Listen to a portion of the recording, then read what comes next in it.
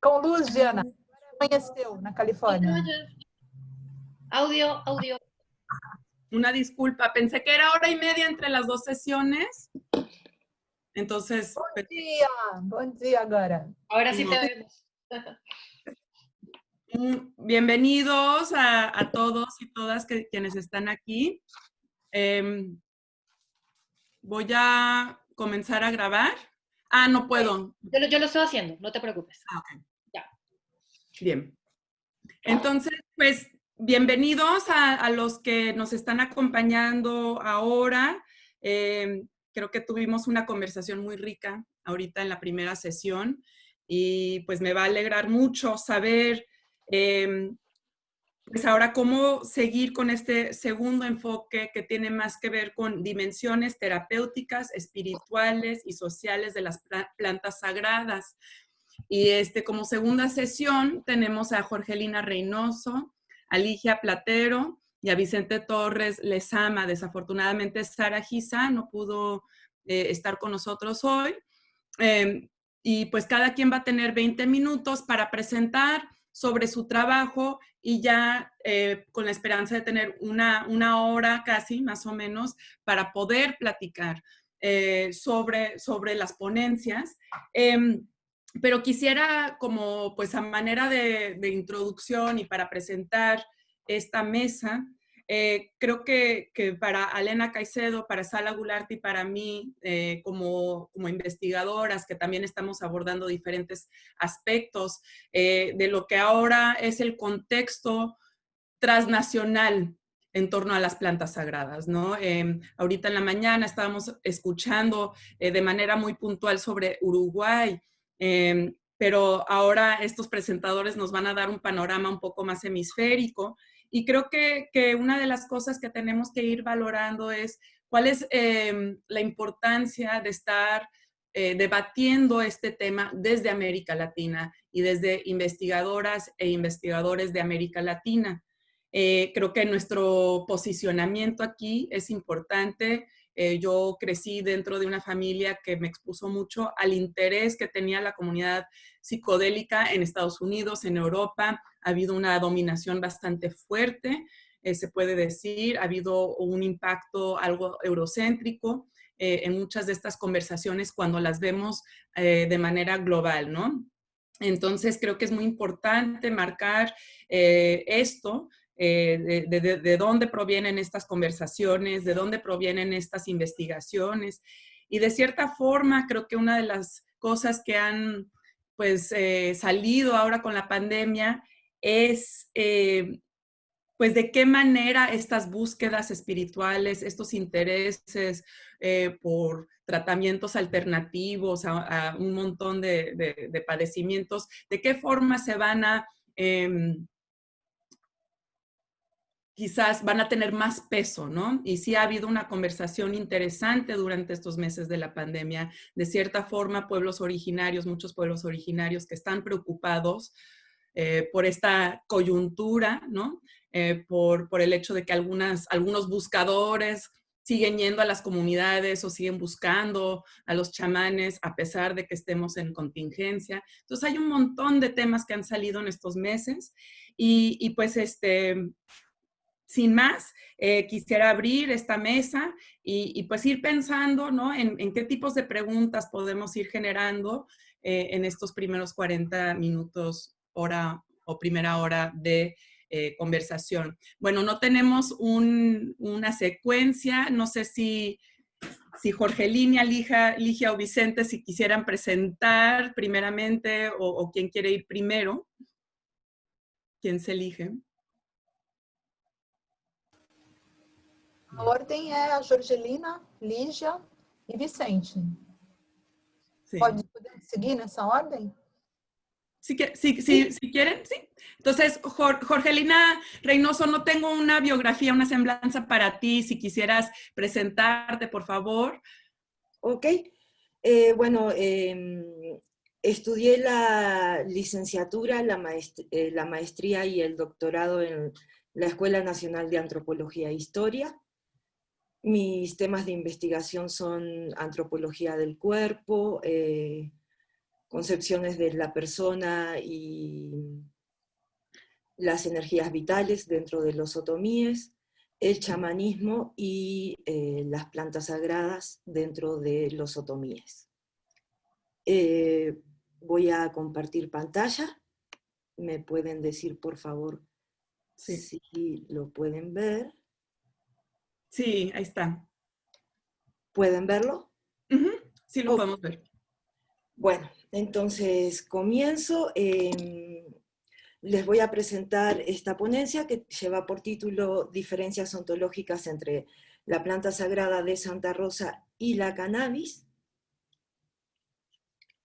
Y bueno, voy a leer un poco porque si no me voy por las nubes. En primer lugar, quiero decir que la primera parte del trabajo aquí expuesto es parte de mi tesis doctoral, la cual titulé Recortando en el mundo, cuerpo curandero y recortes de papel brujo entre los otomíes, y también pues otras estancias de campo que hice en el postdoctorado. Y bueno, también saco otras ideas de un artículo que titulé La Santa Rosa es la que canta, concepciones en torno a la planta sagrada entre los otomíes de la Sierra Norte de Puebla. Primeramente hay que decir que encontramos a lo largo de la literatura antropológica varias reminiscencias hacia la Santa Rosa, las cuales hacen referencia a que la planta sagrada es cannabisativa, como por ejemplo Galinier, Báez o Trejo. Afirmación que los otomíes de la sierra niegan profundamente. Los múltiples usos oníricos, rituales que los otomíes le dan a la planta también han sido mencionados brevemente por varios antropólogos. Y aquí encontramos la especificidad de la planta. Solamente puede ser interpretada dentro del contexto ritual otomí. Es decir, la planta que es deidad al mismo tiempo, y es planta, es deidad, es antigua y es persona, se presenta a los curanderos en los sueños y pide ser comida para poder ayudar a los otomíes a curar enfermedades que también son culturales y asesorar a los especialistas sobre las diversas patologías que atacan a las personas. La segunda parte de este trabajo es una reflexión acerca de la legalización en México y la conexión con este ritual, una reflexión personal, y bueno, en donde se rescatan ideas presentadas en el foro abierto sobre la regularización de la marihuana con fines lúdicos, medicinales, ceremoniales y comerciales, llevado a cabo en el Senado de la República en el 2019. Entonces, bueno, hay que explicar qué es la Santa Rosa, en primer lugar. Para los otomíes de la sierra, la Santa Rosa es una planta sagrada utilizada por el Badi para curar a las personas y para cantar en los rituales denominados costumbres. También es una antigua, es decir, una deidad sagrada que mantiene un constante diálogo con los especialistas rituales que la usan. La Santa Rosa es ingerida por el curandero y utilizada por este para curar, pero también es ingerida por las personas que se denominan sinedí, es decir, las personas que comen la flor de Santa Rosa para cantar. Es de suma importancia mencionar que el discurso otomí sobre la Santa Rosa hace referencia a que se come, no se fuma. Es decir, aunque la planta sea cannabisativa, los otomíes mencionan que la Santa Rosa se come, es sagrada, y la marihuana, esa que fuman en México, esa es otra que se parece. La Santa Rosa para los otomíes de Pantepec, de Istololoya, significa maté.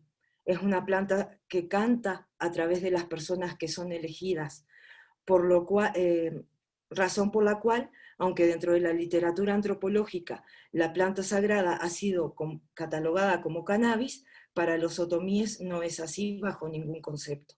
No obstante, ellos saben que para las personas que no son otomíes, la planta sagrada es considerada una droga ilegal.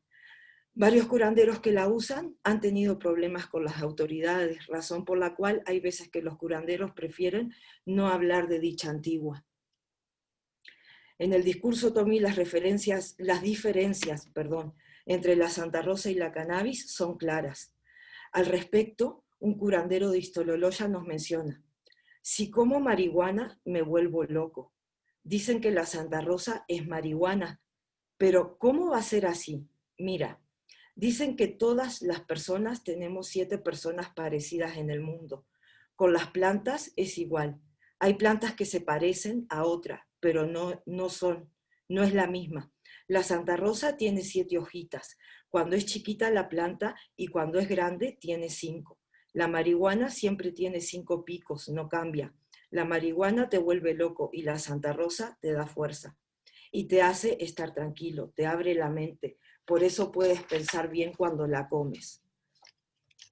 Las importantes diferencias marcadas por los otomíes entre una planta y otra son trascendentales para entender el uso sagrado de la planta. La diferencia está en el uso sagrado y ritual que tiene la planta en la cultura otomí. La Santa Rosa es una antigua que canta y cura, la marihuana no. ¿Cómo cura la Santa Rosa? En Istololoya, Tenexco, Calmancillo y El Pozo son varias las personas denominadas Sinedí que se dedican a realizar el trabajo sagrado. Por ejemplo, Luisa cuenta que primero aprendió a curar y recortar, luego empezó a comer esa florecita, Santa Rosa. Cambia de curandero a curandero el orden en el que se aprende a hacer las cosas y la cantidad de poder que las antiguas les otorgan. Al respecto, Luisa menciona: cuando empecé con el trabajo, yo no comía todavía Santa Rosa, después empecé a comer eso, después me enseñaron esas hojitas, después ese mismo señor que me enseñó a recortar, me las enseñó y me dijo: esa es buena, esa te va a enseñar a curar. Por eso yo escuché que esa es buena, pero esa Santa Rosa baila. La particularidad de la Sinedí como Badí es que al comer la Santa Rosa tiene la capacidad de bailar y cantar en los costumbres como dicha antigua, tiene la capacidad de entrar en trance. Por otro lado, cuando los curanderos no saben qué tiene un paciente, generalmente lo que hacen es realizar una consulta con la Santa Rosa. Ella es una de las antiguas principales dentro de la cultura otomí, una de las principales ayudantes del curandero. Y también cuando una persona quiere saber por qué tiene tal o cual enfermedad, el curandero consulta a la Santa Rosa, es decir, se hace una consulta. Al respecto, Luisa menciona: cuando llega alguien que está enfermo, por eso te la vas a comer, le vas a preguntar, ella te va a decir qué hacer. Ahora la ocupo para hacer mi trabajo, porque si alguien viene enfermo, yo le consulto a la Santa Rosa qué tiene y se toma, y luego ya te explica qué es lo que tiene el enfermo. Le pedimos el favor a la Santa Rosa para que los cure. Mucha gente llega a que la cure, hasta de Mecapalapa vienen, de México también, porque dicen que el doctor no los cura. Por eso en el doctor, si lo van a operar a uno, primero hay que hacer un costumbre para la Santa Rosa, para que el enfermo no se muera en el hospital. Después de que la Sinedí comience a ingerir la planta con más frecuencia, no solo lo hace en los costumbres para entrar en trance, sino que también lo hace para quitar dolores y malestares corporales. La Santa Rosa, como dije, es una de las principales ayudantes del curandero otomí. Esta característica define al chamanismo otomí. Sobre la Santa Rosa, Luisa nos menciona: esa Santa Rosa es una viejita de la tierra, es de aquí, ella siempre estuvo aquí y siempre va a estar aquí. La Santa Rosa nunca se va a morir porque es un espíritu. Nosotros nos morimos, pero ella no. Ella nunca se acaba. Creció aquí en la tierra hace mucho. La Santa Rosa cura a todos los enfermos. A todos los enfermos los va a curar siempre. Ella te va a decir cómo hacer, cómo sobar. Te va a mostrar qué es lo que anda haciendo ella aquí en la tierra. Porque Dios la dejó aquí para nosotros, para que nosotros sepamos quién es Él y quién le va a ayudar. Al preguntarle a Luisa por qué no todos los curanderos comen Santa Rosa, ella respondió: pues solo algunos, porque no a todos les dan trabajo, no todos saben cantar lo que la Santa Rosa dice, no todos saben cómo se va a comer esa flor, no todos ven cómo los niños comen con los abuelitos esa planta que está allá en el cerro. Entonces, ¿por qué es importante el caso de la Santa Rosa para la legalización de cannabis en México?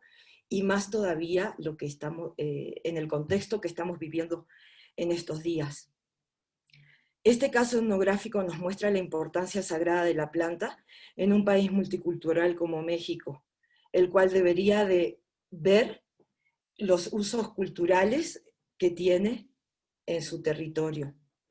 Es decir, tenemos ejemplos en diferentes partes del mundo de la legalización del cannabis, recreativo sobre todo, como por ejemplo Uruguay u Holanda, pero México debe de tomar en cuenta el uso local medicinal de la planta y todos sus beneficios y todo este saber ancestral, ya que tiene en su territorio un saber sagrado de sus pueblos que no puede ser ignorado, situación que no encontramos ni en Holanda ni en Uruguay.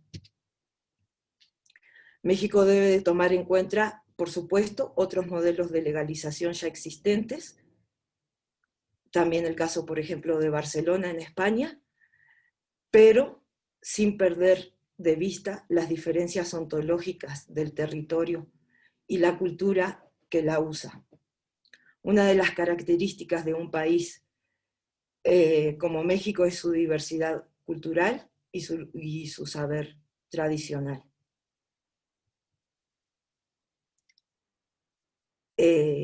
Esto debe de servir para que la legalización del cannabis no solo se quede en un plano recreativo, ni en los bolsillos de los empresarios ricos como ha pasado en otros países, sino que se trabaje en conjunto con las comunidades para brindar a los enfermos las cualidades curativas de esta planta que propone la comunidad otomí.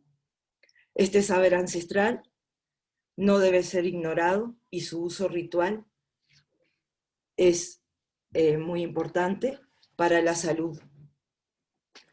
Si se toma en cuenta la legalización, si se toma esto en cuenta, este contexto cultural para la legalización, podríamos encontrar un sentido social y no solamente económico, como ha pasado en otros países.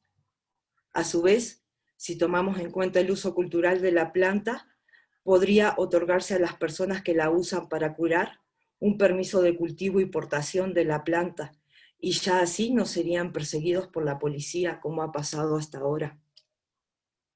Otra característica a tomar en cuenta sería que México es productor de cannabis, cosa que Uruguay no. Esto hace que encontremos a lo largo de todo su territorio una variedad importante de semillas. En este sentido, la legalización de la marihuana o de la cannabis debe contemplar que México venda sus mismas semillas locales, no semillas nocivas para la salud de las personas como las semillas Monsanto, por ejemplo. Y esto también incluiría a las comunidades en la economía de la legalización del cannabis. Son muchas más las características ontológicas que México debe de tomar en cuenta. Aquí planteamos solo algunas con el objetivo de pensar cómo la legalización podría ir más allá de la recreación y de los intereses de los millonarios que mueven el mundo, cómo se podría beneficiar o por lo menos dejar de estigmatizar el uso de la planta en la medicina tradicional mexicana, en donde los curanderos siguen siendo perseguidos. A modo de conclusión, quiero decir que gracias a su forma de comunicación que tiene la planta con los curanderos, y gracias a que su forma de comunicación es la narración oral de un modo de vivir, porque la planta se comunica a través del cuerpo de los curanderos, cuentan los otomíes que la Santa Rosa tiene la capacidad de hablar y de cantar. Podemos decir que la ritualidad otomí tiene como aspectos principales a los curanderos y a las personas que comen la flor. Hay que aclarar que el trabajo ritual otomí es previamente soñado, no tiene nada que ver con lo New Age. Es decir, durante los sueños se le presenta la Santa Rosa a los especialistas rituales y pide ser comida. Si la planta sagrada, que es simultáneamente planta antigua, abuelita de la tierra y madre de todos los otomíes, se saca de su contexto ontológico y ritual cultural, inmediatamente deja de ser Santa Rosa. Y bueno, por mi parte, esto sería todo. Muchas gracias. Voy a dejar de compartir pantalla. Muchas gracias, Jorgelina, por esa presentación tan interesante que creo que nos da otro estudio de caso interesante para ir platicando. Quisiera ahora presentar a Ligia Platero, que posee una formación interdisciplinaria. Es licenciada en Historia en la Universidad de Sao Paulo, maestra en Estudios Latinoamericanos por la Universidad Nacional Autónoma de México, UNAM, y doctora en Ciencias Humanas con énfasis en Antropología por la Universidad Federal de Río de Janeiro.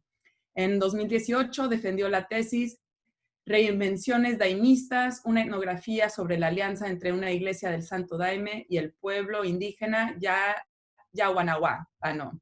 Actualmente realiza postdoctorado en el programa de posgrado en Justicia y Seguridad de la Universidad Federal Fluminense. Hace parte del Núcleo de Estudios en Psicoactivos y Cultura y del Núcleo de Estudios Interdisciplinares sobre Psicoactivos. Muchas gracias, Ligia, por estar aquí con nosotros.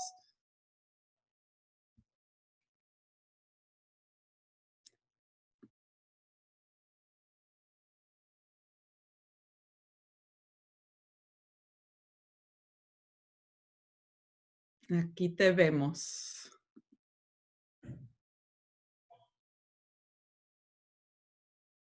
Y aquí recordamos que estamos en Portuñol, en estas sesiones. A ver, Ligia, ¿te escucha? Ya. Ahora sí, ¿me escuchan? Sí. Perdón, yo estaba intentando compartir mi pantalla. Sí. Bueno, muchísimas gracias a todos y a todas, a las organizadoras del evento.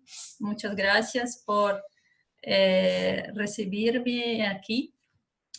Bueno, como Diana ya me ha presentado, yo he tenido una experiencia de investigación en México, entonces para mí es una gran oportunidad para hablar español y conocer nuevos investigadores y investigadoras con investigaciones súper increíbles, entonces estoy muy feliz por estar aquí con ustedes. Me gustaría compartir mi pantalla. En aquel momento yo intenté compartir, ¿funcionó? Sí, funcionó. Ah, ¿funciona? Sí, funcionó. Ok, entonces voy a compartir aquí.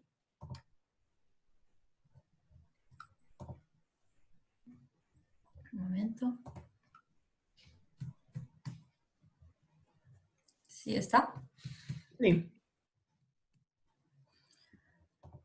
Hay que regresar al principio, un momento.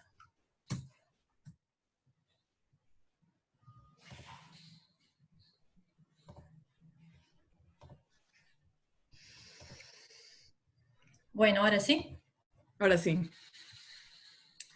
Entonces, muchísimas gracias a todos y a todas. Esta presentación son reflexiones a partir de mi investigación de doctorado, que es acerca de los cambios y mudanzas culturales entre los adeptos del Santo Daime y el pueblo indígena Yawanawá a partir entonces de su alianza. Esta ponencia yo la llamé em português o rapé dos índios no Santo Daime, traduções equívocas e controles sociais informais. Entonces, buscando tratar de esa medicina que es hecha de tabaco y cenizas de árboles, una medicina utilizada por el pueblo indígena Yawanawá del Acre y que fue adoptada por los adeptos del Santo Daime en Brasil. Me gustaría pasar para la segunda página. Quería primeramente hacer una contextualización del Santo Daime, que es una religión ayahuasquera brasileña, una religión sincrética, y su uso ritual está centrado en la utilización de la ayahuasca como planta maestra y es una planta que fue rebautizada como Daime, ¿no? Y incluso Sandra Goulart hizo una investigación hablando de la formación de esa religión ayahuasquera en Brasil en la década de 30 y que fue expandida y a partir de decisiones fue expandida para Brasil a partir de la década de 80 y para otras partes del mundo. En mi investigación de doctorado, yo hice un trabajo de campo en una iglesia urbana en Rio de Janeiro. Hice 2 años de trabajo de campo y acompañando los rituales interculturales y interétnicos juntamente al pueblo indígena Yawanawá, que empezó a hacer rituales, viajes y rituales en centros urbanos como Rio de Janeiro, São Paulo y Brasilia a partir de los años 2009. Esta imagen nomás para presentarles dónde está ubicada su tierra indígena, la tierra indígena Rio Gregório, en Acre, es el estado de Acre en Brasil. Y como he dicho, desde los años 2000, sobre todo a partir de 2009, los Yawanawá empezaron a hacer viajes para ciudades y también empezaron a recibir turistas ayahuasqueros para sus festividades. Entonces, primeramente me gustaría contextualizar qué es esta alianza entre esta iglesia urbana de Rio de Janeiro y el pueblo indígena Yawanawá, y está basada entonces en cambios de visitas, en rituales interculturales, donde son cantados himnos del Santo Daime, sus músicas sagradas, y también los saitis Yawanawá, y hay cambios de objetos, cambios en diferentes regímenes de valor. A partir de estas relaciones de alianza, los Yawanawá acaban capturando, de una manera, agenciando esos blancos para participar en proyectos económicos.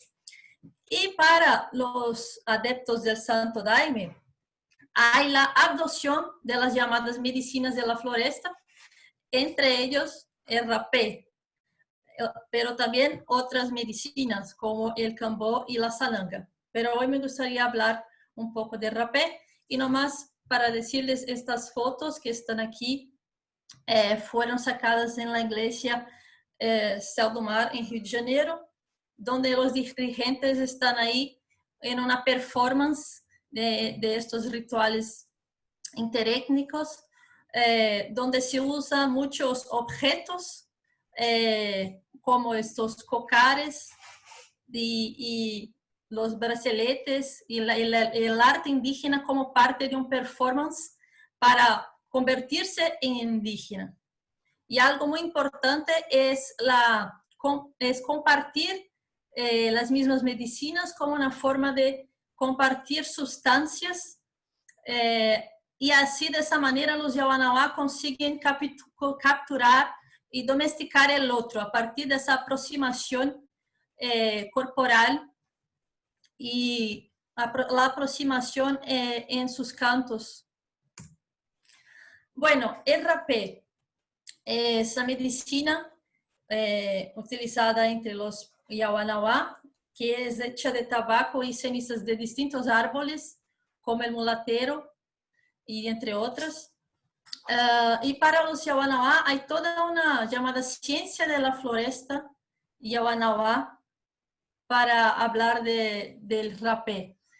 Es muy importante entre los Yawanawá, desde su producción, el pensamiento de quien está produciendo la medicina para producir esta medicina que es considerada una planta espíritu, que posee agencia y enseñanzas y que se comunica con la persona que la ingiere, y abre la posibilidad para conversación con los Yushin, los espíritus de la floresta y espíritus ancestros. Entonces hay toda una ciencia de la floresta relacionada a la producción, los pensamientos de quien produce la medicina, los objetos utilizados, el propio Yushin de la medicina, Y hay también la utilización de objetos, el curip y el tipí para la utilización de esas medicinas, que se puede utilizar de manera individual o en duplas. Y dependiendo de la persona que la aplica la medicina, hay diferencias y todo ese proceso está relacionado a las energías de las personas y de los objetos. Entonces hay toda una ciencia de la floresta de los Yawanawá, que cuando van a las ciudades, ellos buscan enseñarla, pero lo que voy a tratar de decirles aquí es que cuando llegan a las ciudades, los adeptos del Santo Daime poseen distintas interpretaciones del uso de esas medicinas. Entonces, hablo aquí de las traducciones equívocas, que son equivocaciones que surgen a partir de estas traducciones. Entonces, para los daimistas, no es muy importante quién va a aplicar la medicina, no es muy importante el lugar. Hay otras interpretaciones de su uso a partir de su propia cosmología. Entonces, se habla mucho de la firmeza de la mente, como una terapeutización del uso de la medicina para aquietarle el pensamiento, como una especie de meditación, y se busca también hacer una conexión con los guías espirituales por medio de la mediunidad. Pero estos espíritus, la relación con los espíritus también es diferente. En general se habla mucho de caboclos y caboclas, que son los espíritus indígenas relacionados a la umbandización, del proceso de umbandización del Santo Daime. También entre los adeptos del Santo Daime se usa en los rituales, como se dice, para aterrar a la persona, para que la persona, su espíritu, regrese a la tierra. Y también hay usos como una forma de reducción de daños, como forma de cambiar el uso de cigarrillos por rapé, por ejemplo, o cocaína por rapé, como una forma de tratamiento de vicios, ¿no? De dependencia. Algo que percibí en la iglesia urbana donde hice trabajo de campo es que empezaron a surgir diversos conflictos como consecuencia del uso de rapé, que fue adoptado así muy fuertemente. Empezaron a utilizar a lo largo de los rituales y muchas veces muchas personas empezaban a salir del espacio ritual en grupos para usar rapé y se quedaban así como agujeros en lo que llaman corriente, ¿no? Como el espacio ritual, y empezaron a surgir muchos conflictos y críticas al respecto de eso, porque es como una quiebra considerado una quiebra de tradición, algo que molesta a los demás, y salían grupos para aplicar en duplas, porque hay la aplicación, ¿no? El aplicador en duplas, y muchas personas también a veces se quedaban con la ropa ritual, la farda sucia de rapé. Habían situaciones así. Otras situaciones que empezaron a generar críticas era la venta de rapé en la iglesia, incluso para personas visitantes que no eran adeptas de la iglesia, y situaciones de visitantes que se quedaban vomitando por mucho tiempo después de usar la medicina. Y otra cuestión de conflicto son las acusaciones de vicio, ¿no? Como que uno está usando, pero está viciado en rapé. Entonces, porque la medicina empezó a ser vista como terapéutica, sin embargo, también como algo que puede generar vicio, el propio uso del rapé. Entonces, los dirigentes de esa iglesia empezaron a crear nuevos controles informales, intentando administrar el contexto ritual, el setting del uso del rapé.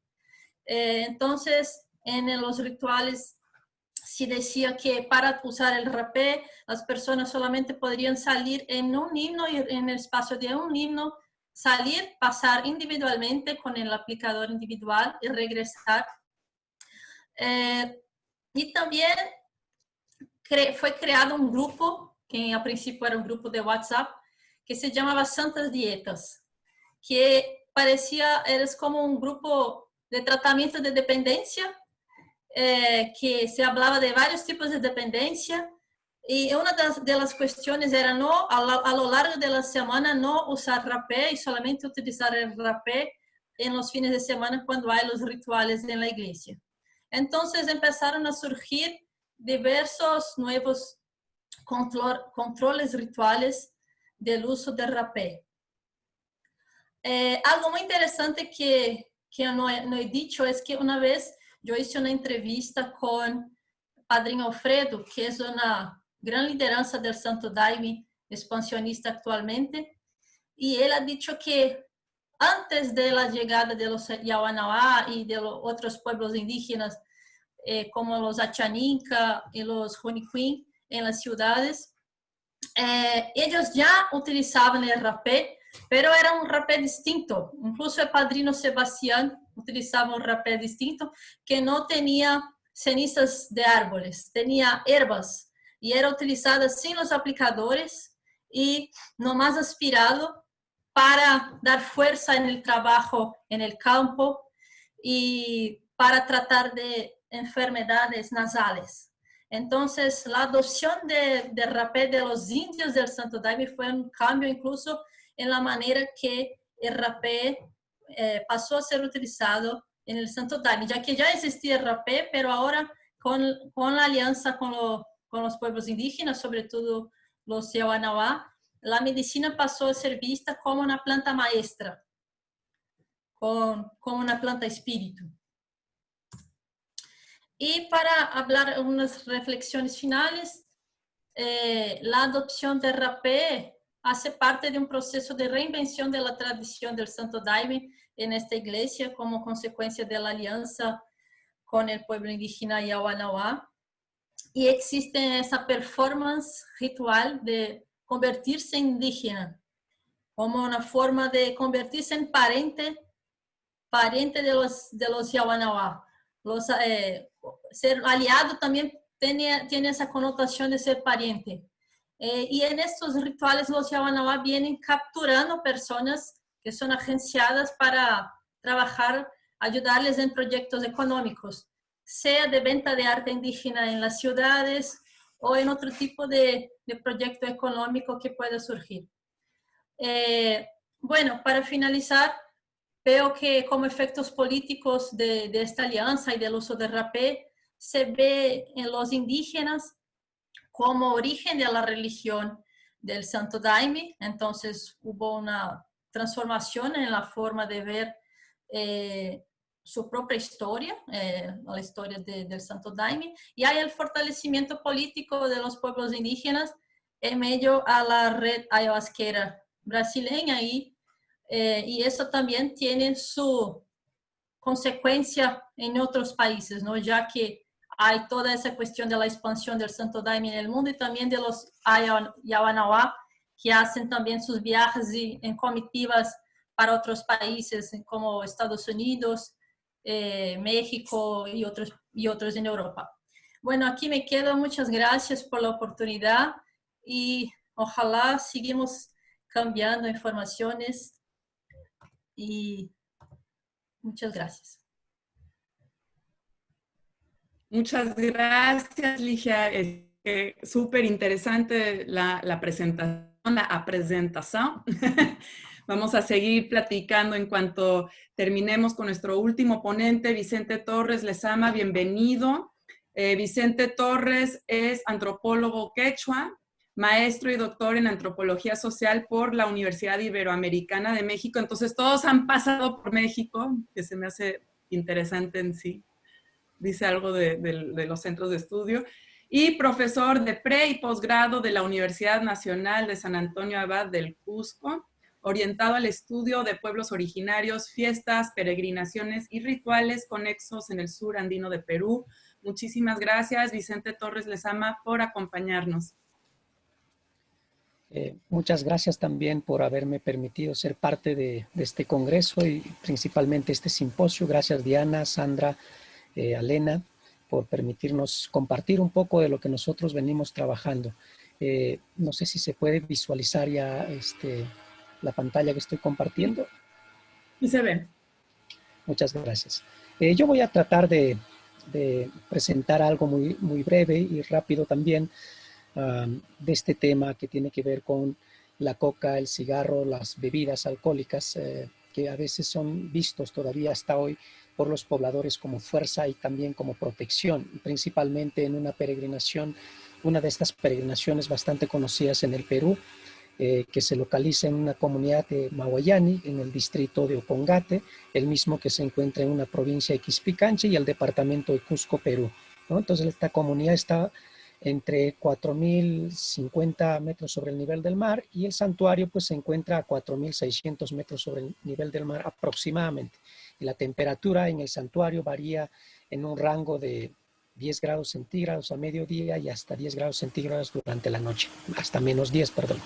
Entonces la distancia de la ciudad del Cusco hasta este poblado pues es casi de 1 kilómetro, 142 kilómetros aproximadamente por el corredor interoceánico que une pues Perú con Brasil, ¿no? Entonces a partir de esa comunidad de Mahuayani, los pobladores o los peregrinos se van a movilizar hasta el santuario por más o menos 8 kilómetros y medio, y algunos que vienen pues de más distancia pues recorrerán un poco más, ¿no? Normalmente este es el recorrido que se realiza y esto es de lo que voy a hablar de este espacio, y voy a hablarles desde una visión un tanto más compartida, porque también soy peregrino y danzante desde antes de haber estudiado antropología, ya después me animé a estudiarlo realmente, ¿no? Entonces, esto es lo que quiero compartirles, estas experiencias. Ese es el santuario, cuando no está todavía con los peregrinos, que es normalmente una fecha entre mayo y junio, y que este año, pues por cuestiones de este virus y demás, pues se hizo una peregrinación, podríamos decir, un tanto imaginaria a través de WhatsApp, compartiendo fotografías y etcétera, y recordando cada momento de cómo los peregrinos decían, ya estamos llegando a tal lugar y etcétera, ¿no? Entonces se hizo una peregrinación de este tipo un tanto imaginario, pero algunos, después de que haya bajado un poco este asunto y el riesgo, pues obviamente fueron a hacer una peregrinación al santuario. Entonces, los peregrinos provienen de distintos lugares, tanto locales, nacional e internacional también. Hay peregrinos que vienen desde diferentes lugares y pues en estas fechas se van a presentar en el lugar, ¿no? Hay peregrinaciones que se realizan en otras fechas del año. Cada grupo ha decidido también realizar estas otras fechas de peregrinación de acuerdo a cómo van coordinando en su zona. Este es el espacio que puedo mostrarles, ¿no? de esta peregrinación, y algunos de los danzantes van a subir al nevado, que es también un espacio donde van a hacer ciertos rituales y demás, del que no voy a abordar ahora. Esta es una imagen tomada desde la montaña, y pues es la participación de los peregrinos y los danzantes que están en este lugar, ¿no? Aquí podemos ver una imagen en el que es la participación de los peregrinos en la procesión, mientras otros están en otros escenarios, que es bastante amplio hablar sobre el tema. Aquí me voy a centrar básicamente en la coca, la bebida alcohólica y el cigarro, que han sido pues obviamente abordados por otros investigadores desde distintas perspectivas y disciplinas, pero pues debido a su etnocentrismo y esta obsesión objetivista, pues han sido incapaces de tomar en serio estas prácticas andinas, y dejando pues básicamente de lado las nociones andinas sobre la coca, la bebida alcohólica y el cigarro, ¿no? Entonces, en este trabajo pues muestro la importancia que tiene la coca, la bebida alcohólica y el cigarro en la peregrinación a este santuario de Coyoliti. Así sostengo pues que la coca, la bebida alcohólica, el cigarro son pues protectores del cuerpo del peregrino e impiden que las enfermedades o la enfermedad o el mal viento, el mal aire, como se conoce en México, lastimen pues el cuerpo y lo lleven a la muerte. También la coca, la bebida alcohólica y el cigarro son considerados por los pobladores andinos y peregrinos como proveedores de calor, protegen y permiten que los peregrinos puedan sobreponerse al frío de estas alturas y a la misma muerte. Asimismo, pues la coca y la bebida alcohólica son generadoras de calpa en el quechua o fuerza, podríamos decir, ¿no? Entonces, cualquiera que las consume se dota pues de voluntad para cantar, bailar y actuar con entusiasmo, ¿no? Entonces, pero además la coca o la mamacoca es un no humano que tiene una capacidad de intención para comunicar Por eso es que algunos especialistas rituales van a conversar con la coca, ¿no? Entonces se suele conocer este hecho como lectura de la coca, ¿no? Entonces puede darnos, comunicarnos como lo que va a ocurrir cuando estas personas que consultan a los especialistas rituales pueden saber a través de las hojas de coca qué es lo que les deviene en el futuro, y etcétera, ¿no? Entonces podemos notar cómo es esta fuerza que los va a vincular a los humanos y entre ellos, y también a los humanos con los no humanos, como la Pachamama, los Apu y otras entidades que también están en los Andes, ¿no? Entonces ahora me voy a referir un poco a esta idea de la fuerza de la mama coca, que pues sobre esto pues han habido bastantes estudios y han tratado pues el tema desde perspectivas históricas, arqueológicas, antropológicas, de este lado de la economía y la política también, ¿no? Entonces en varios de estos estudios se hace alusión a la fuerza que provee la coca, pero poco a veces se discute sobre estas nociones que tienen los propios pobladores que las van a consumir y las van a usar también, ¿no? Entonces, de acuerdo a una de estas historiadoras bien conocidas en el Perú, María Rostorowski, la hoja de coca pues tenía 3 usos en las sociedades prehispánicas. Se usaba para masticar, para ofrendas a las divinidades y para realizar la adivinación también. En la actualidad, la coca tiene usos similares a los indicados por Rostorowski y son pues indispensables para establecer relaciones sociales entre humanos y con no humanos como los Apu y la Pachamama, como venía diciendo, ¿no? Entonces, durante el mes de febrero y agosto, principalmente los pobladores andinos ofrecen, ¿no?, el jaihuacuy o el alcance, esta ofrenda como se suele llamar, ¿no? Entonces, a los Apus y la Pachamama para precisamente garantizar su bienestar, ¿no?, su salud y la tranquilidad, ¿no? A este hecho pues se conoce como jaipachi o servir. Y a la coca pues aquí va a ser indispensable porque ella es la base de este jaihuacuy y con ella pues se invoca a los Apu y la Pachamama, como pueden presenciar en las imágenes, y la variedad de ofrendas que se suelen realizar, ¿no? Entonces podemos ver cómo que muchos de los cronistas, por ejemplo, que han tomado en cuenta la coca, han hecho alusión a esta fuerza o caipa que proveía la coca a los andinos, ¿no? Y que fueron registrados, por ejemplo, por el cronista José de Acosta, por Juan Matienzo, por Bernabé Cobo, por el Inca Garcilaso de la Vega, ¿no?, quienes van a sostener que este consumo de la coca entre los aborígenes pues les proveía de fuerza y les mantenía dispuestos para el trabajo, además de que les llenaba de alegría. La coca era usada también para aplacar múltiples enfermedades, como para combatir el frío o generar el calor, ¿no? Así la fuerza que dicen que les proveía la coca a los aborígenes resultó pues de difícil entendimiento para los cronistas de esta época, ¿no? Lo más cercano era acusar a ellos de supersticiosos y fieles del demonio. El mismo etnocentrismo pues inunda los estudios sociales y biológicos sobre la coca en la actualidad, en el que es difícil pues para los expertos obsesionados por este objetivismo comprender que la coca para los pobladores andinos provee de fuerza al cuerpo y protege y genera calor. Peor aún, se la sataniza como droga, ¿no?, sin importar estas nociones y valores que tiene para los pobladores andinos desde tiempos ancestrales, ¿no? Y esta es quizá la línea en la que se sigue hasta ahora, tratando de erradicar los cultivos de coca y demás, sin considerar precisamente estas perspectivas e importancia que tiene para la vida también para los pobladores andinos, ¿no? Entonces, tanto en la visión de los cronistas como el de los expertos de la actualidad, pues la noción que tienen los campesinos sobre la importancia de la coca es reducida a mera creencia. Pero a pesar de ello, los campesinos siguen considerando la hoja de coca como proveedora de fuerza. En términos de Martín Holbrook, podríamos decir, el problema no es del poblador andino, porque para ellos la coca seguirá siendo proveedora de fuerza. El problema es del experto que reduce esto a mera creencia, basado en una epistemología dominante que ignora e invisibiliza toda práctica o saber que no está pues producido de acuerdo a estas metodologías aceptadas, ¿no?, que suele imponerse de alguna manera. Entonces, durante, por ejemplo, mi trabajo de campo en el 2012, en una de estas provincias que es el Paucartambo, conversé con 2 danzantes que son danzantes Huayrichunchu, ¿no? Aquel entonces pues ambos eran jefes de su cuadrilla de danza, ¿no? Y cuando había preguntado por estas palabras o frases que utilizaban durante la peregrinación, pues me contaron en ese momento sobre lo que importaba la coca, ¿no? Y nos decían estos danzantes Huayris, ¿no? Ahora me dicen los Huayris que ahora vamos, pues en estos tiempos con estas costumbres que tenemos actualmente, le decimos Mamanchi Santísima María Ñakarip Unchaipi, Jalpaikusjanta Jalpaikusu, ¿no? Quiere decir, masquemos la coca, lo que aquel día nuestra Madre Santísima María mascó en el día de la crucifixión, ¿no? Eso decimos, me dicen, ¿no? O sea, decimos de la coca porque la historia de la coca es pues cuando la Virgen María, viendo a sus hijos que lo estaban crucificando, había pues agarrado unas hojas de coca y se había metido en la boca. Por eso esa hoja es sagrada, para soportar el dolor o algunas cosas que había sentido en ese momento, ¿no?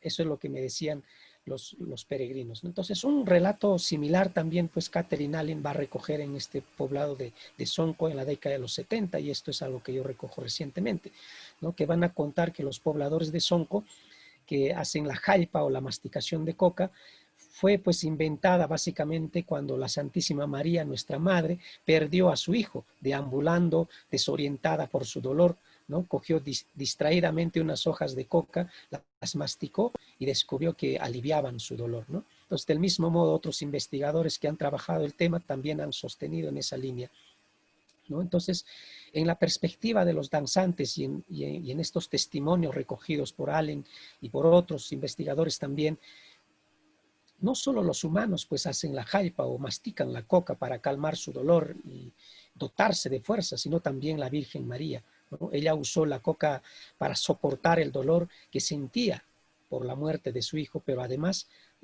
dicen que le había aumentado de tamaño, ¿no? Así me cuenta pues otro de los ex danzantes durante el 2016 y me dice lo siguiente, ¿no? La Virgen también pichó la coca, dice, masticó la coca, ¿no? En esta coca hay pues eso que aumentó la Virgen, me empieza a mostrar la hoja, ¿no? Y me dice, ahí está pues esas rayitas, ¿no? Se refiere a los nervios de la hoja de coca, ¿no? Es lo que aumentó la Virgen María, o sea, el pichar o al pichar, ¿no? Al masticarla, como era muy pequeña nomás, me dice, ¿no? La coca pues y entonces ella sintió la necesidad de aumentarlo, ¿no? Entonces que sea más grandecito, dijo, diciendo, pues lo aumentó la Virgen María. La coca es calpa, porque cuando masticas la coca tienes más fuerza, más aliento para trabajar, para caminar, para todo, dice, ¿no? Entonces en la peregrinación lo usamos más para el camino, para la fuerza. El trago también es fuerza, porque tomas un poquito y que te da fuerza y te marea y sigues adelante, ¿no? Cuando estás mareadito ya no tienes miedo de caminar, ya no tienes miedo de trabajar.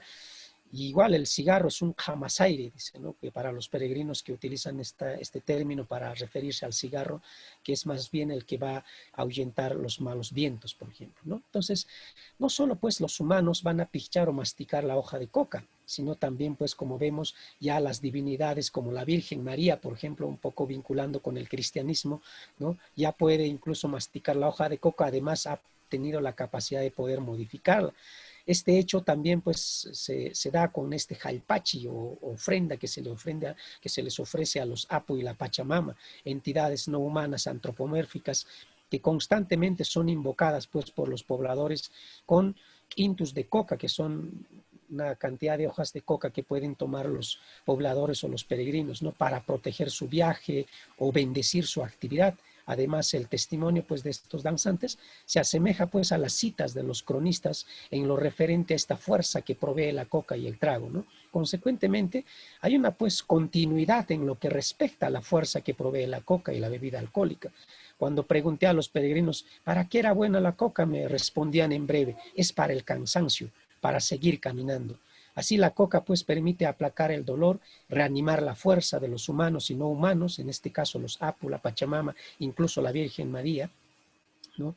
Y por esta razón pues es conocida con distintos nombres. Algunos lo conocen como Chañamama, o sea, Pichu, Mamachachtantan, o como el pan de la mamita, o Comertanta, o el pan verde, ¿no? Entonces estas son como las nociones que tienen los peregrinos sobre esta cuestión de la coca y la fuerza. No quiero ahora pasar un poco, hay mucho más que podría sostener sobre este punto, pero por el tiempo voy a pasar un poquito a esta idea de las bebidas alcohólicas. De esta misma manera, como se ha considerado también las hojas de coca como fuerza desde tiempos ancestrales hasta ahora, también pues en el caso de las bebidas alcohólicas se las considera del mismo modo, ¿no? Entonces, estos pobladores siempre van a considerar que les da fuerza, ¿no? Entonces, múltiples estudios también sobre las bebidas alcohólicas que se han realizado, pues van a hacer referencia a esta idea de la fuerza que provee la bebida alcohólica, pero no dan mayores detalles sobre este hecho, ¿no? Entonces, por ejemplo, la chicha elaborada de maíz es también pues considerada desde tiempos prehispánicos como proveedora de fuerza, ¿no? Entonces, esto que también suelen hacer en otras partes de América Latina, que la chicha es sumamente importante para el trabajo y demás, ¿no? Y aquí podemos notar cómo el cronista Guamán Poma de Ayala también señala que la chicha de maíz proveía de fuerza a los indios, mucho más quizá que esta chicha que hacían de la papa deshidratada, que es el chuño, ¿no? Y así en la actualidad la chicha pues tiene ese mismo atributo de dar fuerza, ¿no? Y muchos otros investigadores también van a indicar que el grado de fermentación y la calidad de la preparación es el que va a dar también la fuerza y la vitalidad a los vivos, también a los muertos y a las divinidades. O sea, no únicamente se van a favorecer de esta fuerza los vivos, sino también los muertos en algún momento, ¿no? Necesitan, y por eso es que los pobladores casi siempre antes de beber primero van a ofrecer a las entidades no humanas como los Apu, la Pachamama, entre ellos a veces a los muertos, ¿no? Y otras divinidades siempre. Incluso en el momento, en el trabajo, en los ámbitos más urbanos, hay esta conexión que se tiene con estas máquinas, por ejemplo, en el que trabajan muchos de estos pobladores, sienten que estas máquinas tienen una capacidad de actuar y de no querer trabajar, por ejemplo. Entonces los pobladores van a decir, es que necesita un poco de fuerza, ¿no? Y podemos callar con bebidas quizá como gaseosas o refrescos, y a veces con un poco de chicha, con un poco de vino, cuando son nuevas, para que pudieran funcionar y trabajar adecuadamente. Por ejemplo, esto más en ámbitos urbanos, ¿no? Que es otro tema en sí.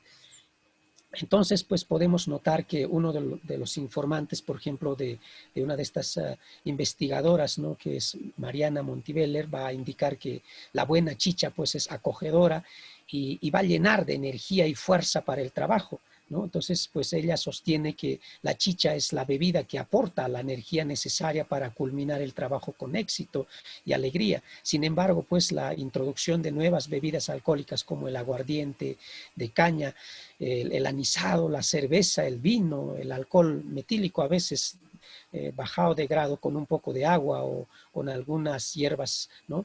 Que se hace hervir, pues han hecho que la chicha decline un poco quizá en el consumo, pero estas bebidas pues también son consideradas y siguen siendo percibidas como dotadoras o proveedoras de fuerza para los pobladores andinos, ¿no? Sobre esto mismo, pues muchos investigadores que han trabajado el tema han hecho conocer que las bebidas alcohólicas dan bastante fuerza, incluso en las labores agrícolas y demás, ¿no?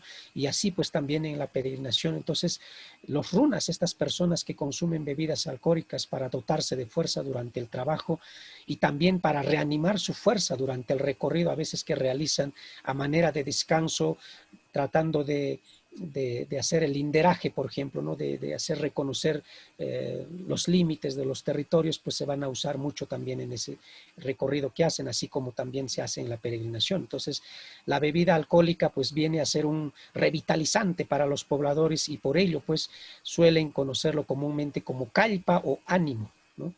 Este ánimo que les dota, ¿no? Pues la concreción de cualquier actividad requiere pues de valor, ¿no? Ese empuje a la acción, podríamos decir, que suele dar en las bebidas, ¿no? De este tipo. Entonces, en el trabajo agrícola, por ejemplo, es el dueño de la parcela quien se va a encargar de proveer de chicha, ¿no? a los trabajadores, ¿no? El trago u otra bebida alcohólica pues para reanimar la fuerza de los que van a cooperar con él. En la peregrinación de Coyoliti, pues son los mayordomos quienes se encargan de proveer la coca, ¿no? La bebida alcohólica y el cigarro para revitalizar la fuerza de los danzantes. Es necesario que estuviera siempre presente la coca, la bebida alcohólica, ¿no? Y también a veces el cigarro, que es fundamental porque por las alturas por donde se viaja siempre se está pensando en que algunos malos vientos pueden atacar a los danzantes, y también para reanimar un poco su fuerza, ¿no? Y cuidarlos y protegerlos protegerlos al mismo tiempo y dotarles de calor, ¿no? Yo he visto en las experiencias como danzante cómo los jóvenes que danzan pues siempre van a hacer uso de esto, ¿no? Y es un uso que ellos lo regulan, que tampoco se exceden, porque luego hay castigos que también los celadores van a aplicar a los danzantes. O sea, no es que el consumo sea excesivo también, ¿no? Es un consumo que se regula como para animar la fuerza. Pero no solo queda ahí, a veces se considera y se plantea que la bebida alcohólica pues suelta la lengua también de quienes van a querer dialogar. En una de estas reuniones que tenía con los peregrinos, se reunieron todos ellos y dijeron, vamos a darnos fuerza, ¿no? Y fueron a beber un poco para que pudieran dialogar con mayor voluntad, con más fuerza, ¿no? Y entonces podemos notar cómo la bebida alcohólica a veces también va a soltar la lengua de los peregrinos, ¿no? En algún momento uno de estos celadores también nos ofreció chicha caliente para ir durante la noche a alcanzar a los otros danzantes que venían por la lomada, y pues nos decía, se llama castellanito peruano, ¿no? Castellanito peruano en ese sentido también de cómo te puede permitir hablar, ¿no? De alguna otra manera y dotarte de fuerza para poder continuar el viaje, ¿no? Entonces, son estas maneras de cómo los peregrinos a veces se protegen. Una de estas experiencias que tuvimos fue de hace algunos años atrás, en el que uno de los danzantes joven, adolescente, él venía bastante valiente, fuerte, bromeando en el camión de carga en el que viajamos normalmente a la peregrinación, y pues estaba todo el rato inquieto, interactuando con los demás danzantes y peregrinos. Y pues era un poco raro porque normalmente lo notábamos como un danzante un poco tímido, pero que en ese momento pues estaba bastante extrovertido. Andaba molestando a los danzantes antiguos en el viaje, en el camión. Y de repente cuando llegamos ya a uno de estos lugares para ir a saludar a las imágenes, pues en la fila se desmayó, ¿no? Y entonces inmediatamente apoyaron los compañeros de la danza, utilizaron el alcohol para frotarle la cara y etcétera, ¿no? Y entonces de repente el que dirige la danza, el líder de la danza, dijo, ¿no?, que había bebido demasiado, pero fue todo lo contrario, él no había bebido, ¿no? Y pues no había bebido absolutamente nada y tampoco había estado mascando hojas de coca ni cigarro, ¿no? Entonces le golpeó el mal viento y pues lo puso bien pálido y luego pues se recuperó. Entonces luego los otros danzantes le decían, ya ves lo que estabas haciendo, te estabas burlando durante la peregrinación y ahora te tocó, ¿no?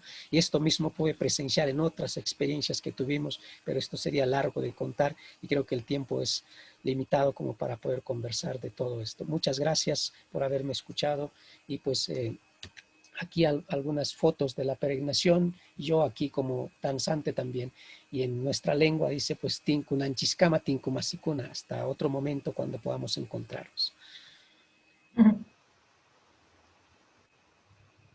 Muchas gracias. Muchísimas gracias, Vicente. Otra presentación muy interesante. Bueno, voy a pedir que ustedes que están aquí acompañándonos como el público virtual, si pueden en el chat proponer alguna pregunta. Nada más quería subrayar algunas cosas, algunos aspectos que veo atravesando todas estas presentaciones, ¿no? Y pues una de las cosas que vemos muy interesante es, de cierta forma, aparece lo que se podría resumir como una oposición ontológica, o se ven oposiciones ontológicas a través de los diferentes actores y tipos de usos, ¿no? Y cada uno de ustedes presentó un caso diferente. Y estas oposiciones tienen el peligro de transformarse también en reducciones. Entonces, por ejemplo, a mí me llamó mucho la atención ahorita en esta presentación de Vicente Torres, ¿no? Yo que trabajo más del lado de México, del pueblo wixárika, hay un enfoque desde el lado como científico y popular de siempre pensar en el peyote como la planta que se utiliza, ¿no?, dentro de la ritualidad wixárika.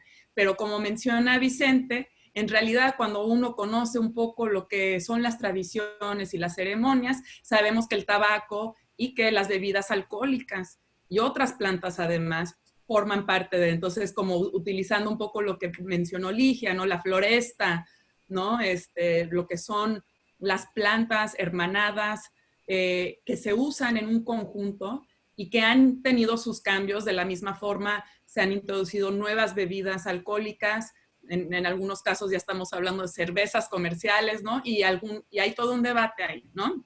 De esos cambios, pero creo que ahí tenemos una parte de la conversación, ¿no? Que son estas diferentes formas de practicar, de conocer las medicinas, de circularlas, ¿no? Se me hace fascinante en el caso de Jorgelina pensar en la Santa Rosa, como dices, dentro del contexto de lo que ahora ha sido la legalización, ¿no? La despenalización del cannabis en México.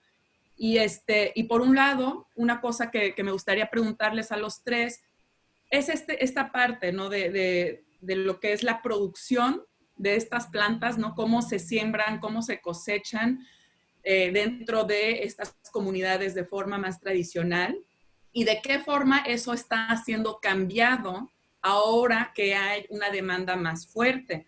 Entonces, eso también me hizo pensar un poco en la alianza que platica Ligia con el pueblo Yanaguaná, ¿no? De qué forma estas relaciones interculturales y esta globalización, se podría decir, de estas plantas, está cambiando la misma producción y cosecha de estas plantas. De la misma forma, ¿no? Escuchamos la cuestión de quiénes son los o las que ofician estas medicinas. Me interesaría mucho, Jorgelina, si podrías platicar un poco más en el caso otomí, ¿no? ¿Quiénes son los que ofician esto? ¿Cómo se conecta con la cuestión onírica, que se me hace fascinante también? Yo creo que las últimas dos cosas que quisiera subrayar relacionado a esto son cómo entonces las diferentes culturas que estamos viendo aquí en los estudios de caso interpelan tanto las plantas como las ceremonias de formas distintas o semejantes. Vicente, tú mencionas, ¿no? que la coca es un ser, ¿no? Y creo que lo vemos también en el caso de la Santa Rosa o de la ayahuasca, ¿no? Que vemos que son plantas, seres sentimpensantes, ¿no? Y eso de qué forma entonces se interpela diferentemente, ¿no? Dependiendo de quiénes son los que están interactuando con estos elementos. Y ya por último, está la cuestión de lo que es la medicalización o la terapeutización de estas plantas, ¿no? El término terapeutización lo veo en la presentación de Ligia, ¿no? En torno al rapé, pero también podemos ver en todos estos casos cómo en esta coyuntura, en ciertos estados de legalización, despenalización, se une también con este boom en las investigaciones, estos intereses millonarios, ¿no? que vemos muy claramente a través del hemisferio. Y entonces, pues, ¿qué pasa ahora con eso, ¿no? En todos los diferentes casos que han estado explorando ustedes. ¿Cuáles son los desafíos, ¿no? Y no sé si en el caso de Vicente en Perú hay algún paralelo, ¿no? Pero sí sería interesante ahí. Y bueno, nomás abrir las preguntas al público que está aquí con nosotros y también si los ponentes quieren también preguntar algo.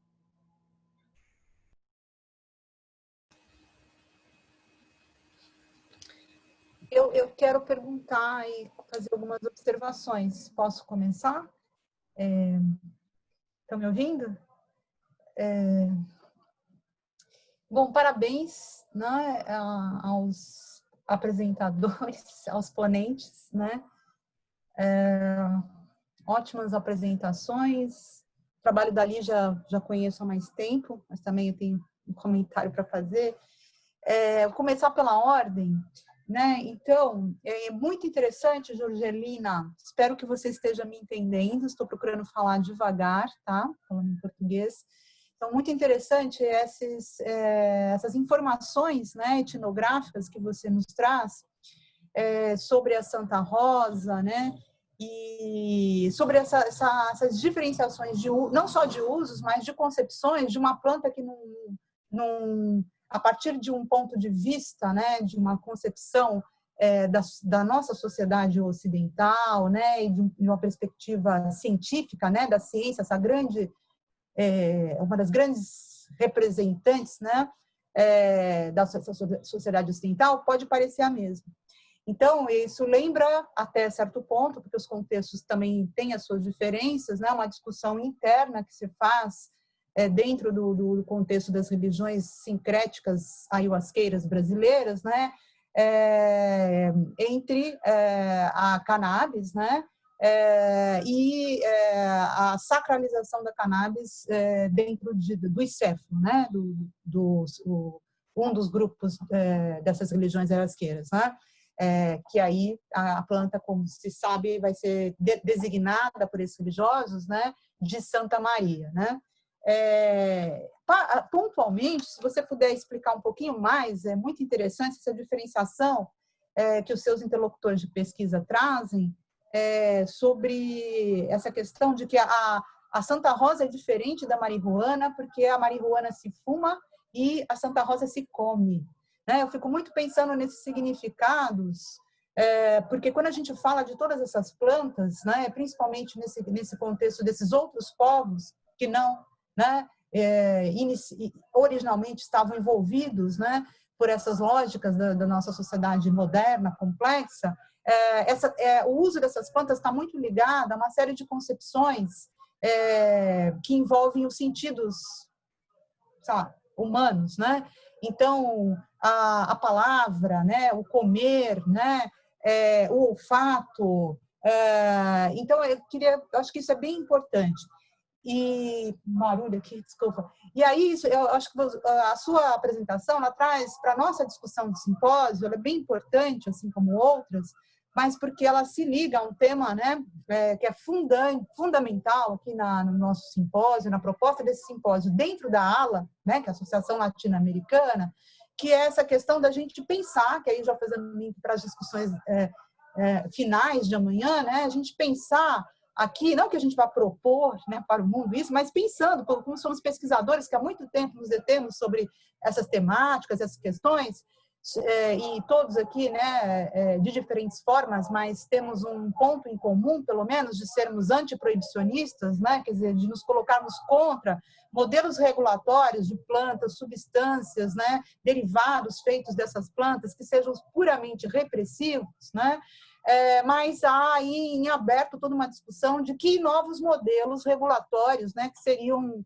interessantes de se pensar para essas diversas plantas. E aí você traz essa reflexão a partir do seu cenário de pesquisa e do México, né, e mostrando as diferenças. A diferença do Uruguai é diferente do México, é diferente do Brasil, né, mostrando, mas de qualquer forma, a importância para a gente olhar para os contextos, vamos dizer assim, a palavra tradicional tem toda uma polêmica, né, mas vamos, por enquanto, chamar, né, os contextos, você fala em ancestrais, né, ou originários, ou tradicionais, de uso dessas substâncias, no caso do México, né? Então, levar isso em consideração, né? O Vicente traz essa reflexão das outras epistemologias desses outros povos, né? Que chegaram ao longo do tempo até nós, né? Através da escrita dos ocidentais, primeiro os cronistas, né? Enfim, então já chegam, né? A partir desses momentos, a partir desses processos de tradução. Mas a importância da gente levar isso em consideração, as suas lógicas, né? Então, de repente, no México, que acabou de legalizar o uso recreativo, científico, terapêutico, né? Medicinal da cannabis, quer dizer, um grande avanço, né? Mas você coloca essa questão, né? Que, para, de repente, vários povos ligados, né? A tradição de uso da Santa Rosa, que na concepção dessas pessoas, né? Não é a mesma coisa que a cannabis, não é de fato. Assim como para integrantes das religiões sincréticas, não indígenas, né, ayahuasqueiras no Brasil, né, a ayahuasca ou daime ou vegetal não é uma droga, né, assim, completamente distinguida de algo de uma concepção de droga. Então eles colocam aí essa questão de, sabe, para nós não é um uso recreativo, né, que deve ser salientado, né? Mas é um uso terapêutico. E um tipo de terapia, né, um tipo de terapia, né, de questão de saúde e doença, né, um tipo de ideia de medicina muito diferente das noções de medicina, né, e de terapia da ciência ocidental. Inclusive, essa é uma questão que foi colocado ao final da apresentação da primeira sessão, mais particularmente pelo Ismael, né, quando ele refletia e que tem a ver com a sessão de hoje, de agora, né, que é essa coisa das fronteiras entre as noções de terapia e espiritualidade, né, que são muito complexas, né, porque são diversas. Então, a gente usa esse termo terapêutico como se dentro do campo dos psicodélicos, da contracultura, dentro do campo da ciência ocidental e dentro de saberes tão diversos, porque a América Latina não tem nada de homogênea, né, quando a gente fala de contextos tradicionais, terapêutico pode significar diferentes coisas, né? Então, mas é importante a gente pensar realmente, é muito importante em modelos, né, em novos modelos porque a gente todos somos, né, indígenas ou não indígenas, tradicionais ou não, de qualquer modo, esse mundo, né, globalizado está dado. Todos somos agora impactados já há bastante tempo por ele. Não tem muito mais jeito, eu acho, né? Então, vamos ter que fazer um modelo, né, modelos diferentes, mas que são modelos de regulação a partir desse cenário. É importante considerar as particularidades locais, realmente, para se pensar esse modelo. No Brasil, né, com relação à cannabis, porque acho que essa é a temática, vem aí muito forte a questão, né, porque além dos grupos indígenas, há a questão no Brasil, né, dos afrodescendentes. Né? Então, a questão da legalização da cannabis tem sido mais contemporaneamente entendida pelos movimentos antiproibicionistas ligados especificamente à cannabis, né? Como também tendo que ser vista cada vez mais uma nova proposta, né, de regulação do uso da cannabis, como uma proposta que envolvam os movimentos sociais, né, antirracistas, né, e então que incluam, portanto, políticas de reparação social em relação às populações, né, inclusive porque senão, né, esse movimento social antiproibicionista e novo regulatório da cannabis acaba não tendo, né, uma ressonância junto a esses outros movimentos sociais, tá? Com relação aqui na ordem, né, da Lígia, eu só quero dizer coisas, mas tem umas novidades que você falou que eu não me lembro de estar na sua tese, né, como, por exemplo, a formação, né, desse grupo que nasce inicialmente no WhatsApp, né, como é que se chamava? Peraí, grupo de Santas Dietas, né? Pô, é muito interessante todo esse processo, né? Aliás, essa entrevista que você fez com o Padrinho Alfredo, você podia o Padrinho Alfredo é o Padrinho Alfredo, mas eu também poderia ter sido sua entrevistada, porque eu aprendi, quando morei no Mapiá, aprendi a fazer esse rapé de fato, né, eu estive lá em 1994, né, e toda a galera, principalmente a galera mais cabocla, que eu chamava de mais cabocla, né, do Mapiá, tinha essa tradição mesmo de usar esse rapé que o Padrinho Alfredo te contou, né? Então, eu até aprendi a fazer, não sei se eu sei mais fazer, quando eu cheguei em São Paulo, fazia em casa, né? Então, com um pouco de cinza de tabaco, né? Podia pôr erva doce, né? E se usava mesmo assim. Então, era uma coisa assim, chegou um ponto que eu passei lá 7 meses no Mapiá, eu achava que as pessoas estavam... a galera era viciada, sabe? Porque ficava o tempo todo assim, eles falavam que faziam bem. Para mim, eu achava que não fazia bem. Eu não me dou bem com tabaco, com rapé, com nada, né? Mas é interessante você trazer essa reflexão de que o rapé dos Yavanawá e de outros indígenas é diferente. De fato, tem diferentes tipos de rapé, inclusive, né, vários tipos de rapé que não são feitos só à base de tabaco. Eu não estou falando do caso dos Yavanawá e do rapé que eles dão para os Nauas, né? Para os brancos, para os daimícias, mas tem também, né? Mas com certeza as misturas são outras, mas também é diferente, eu entendo, porque a gente aí sim a gente tem uma transformação. Assim, é interessante pensar que o ICEFO, dentro do contexto das religiões ayahuasqueiras brasileiras, ele realmente, né, é o grupo mais eclético, né? E isso em função, né, do seu fundador, né, o Padrinho Sebastião, que enfim, ele recebeu, né, uma série de de novos adeptos, né? E se abriu para o conhecimento, né? De uso de diversas outras plantas e substâncias, né? Então, no final dos anos 70, vieram os hippies lá para o Ceflures, para o Ceflo, né? Que trouxeram a cannabis, que depois se transformou em Santa Maria e né? Gerou bastante polêmica, né? Teve outras plantas e substâncias que também foram experimentadas, né? Por esse grupo. E agora, contemporaneamente, os atores que trazem transformações cosmológicas, criando novas regras rituais, né?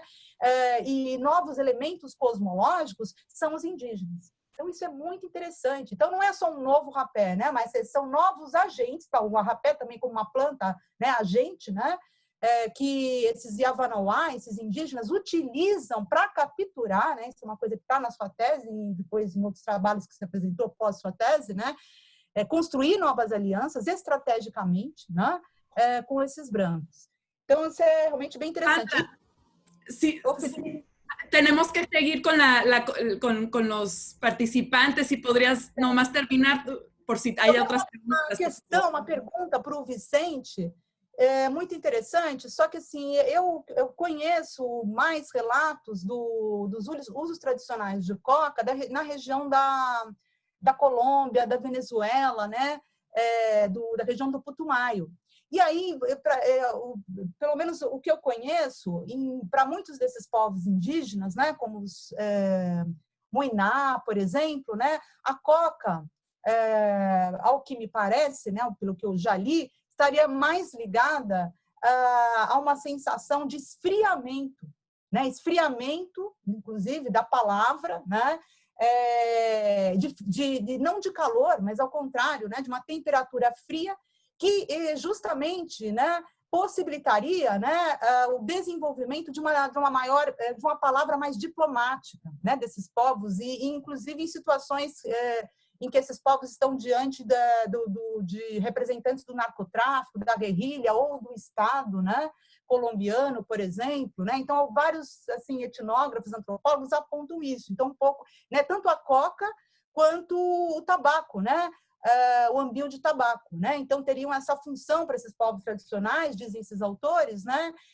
De esfriar, acalmar, né? E adoçar a palavra. Então um pouco diferente aí, né? Do que desse contexto do Peru que você nos traz. Então é isso. Desculpa aí que eu me empolguei. Pues voy a permitir, si hay otras preguntas, si las pueden escribir. Alena, no sé si vas a querer aportar alguna pregunta, pero quisiera ceder el espacio de nuevo a Jorgelina, Ligia y Vicente, porque creo que ya hay mucho que contestar.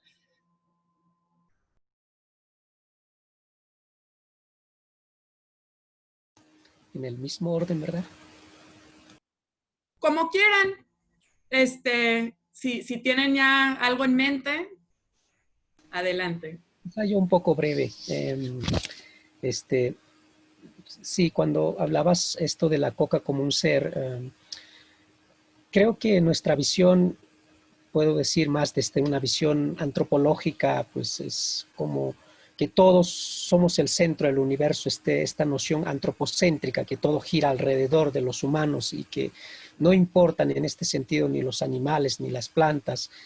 Más bien en la posición y desde esta noción de los pobladores podemos notar que estas vidas son interdependientes y en esta vida interdependiente, a pesar de ser una planta, de ser un animal, de ser un humano, compartimos esta idea de humanidad de alguna manera, incluso con objetos. Estos objetos que se pueden conectar con los sujetos, ¿no? Estas tecnologías de las que podemos hablar, estas herramientas de trabajo, por ejemplo. Hay una especie de extensión del propio sujeto y una conexión con estas herramientas que va a trabajar. Por eso que algunas veces no se permite agarrar las herramientas de los que van a trabajar y etcétera, porque una conexión con el sujeto es como parte de sí mismo, ¿no? Entonces se prohíbe en el momento del trabajo estar agarrando, por ejemplo, estos objetos, ¿no?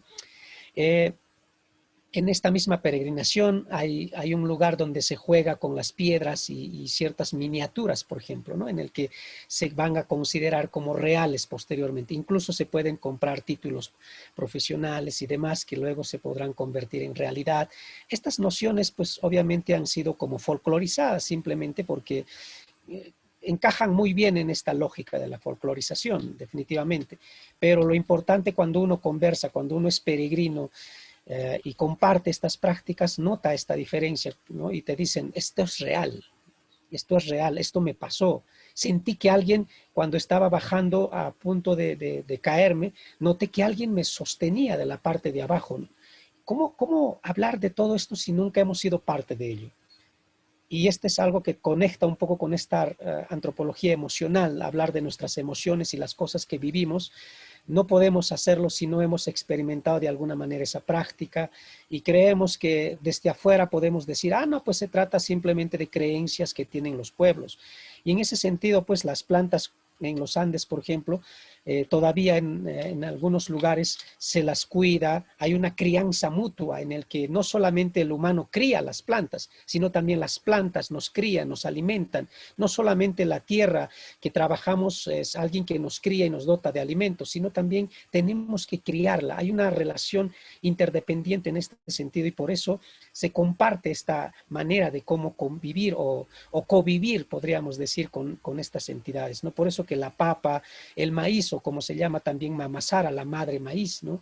Que va de alguna otra manera tener también como esta noción de lo humano, ¿no? Entonces importa mucho aquí, y no es tanto de que si realmente va a ser humano o no, sino lo que importa es cómo se entiende a alguien. Tenemos que entenderlo a alguien como nosotros, como estos sujetos que sienten, lloran. Yo recuerdo a mi madre decirme en momentos cuando era niño, veíamos semillas en el camino y ella recogía y decía, esta semilla llora, nunca hay que dejarla, hay que llevarla a la casa, ¿no? Entonces, las semillas lloran, así como también cuando son capaces luego de dar de alimento, de dar de comida, como una madre que protege a sus hijos también, ¿no? Y entonces por eso que los pobladores en muchos lugares pues hacen como una especie de fiesta en este momento de la floración, y a veces el carnaval se vincula un poco con esta manera de cómo se celebra, por ejemplo, los cultivos, ¿no?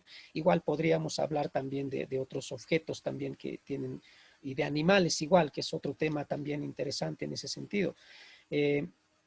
Pues obviamente la coca y el cigarro, pues y la coca fundamentalmente, como les he mostrado en las imágenes, no solamente se utilizan para hacer estas ofrendas para las entidades no humanas como el Apu, la Pachamama, las lagunas y manantiales y demás, sino también para hacer tratamientos de sanación.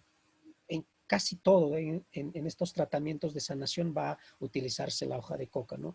Definitivamente es fundamental y es algo importante en ese sentido y casi siempre va a acompañar, ¿no? Y la coca va a estar ahí, a más de conectar, por ejemplo, a los sujetos con otros sujetos. Esto también es sumamente importante y la jalpa en sí.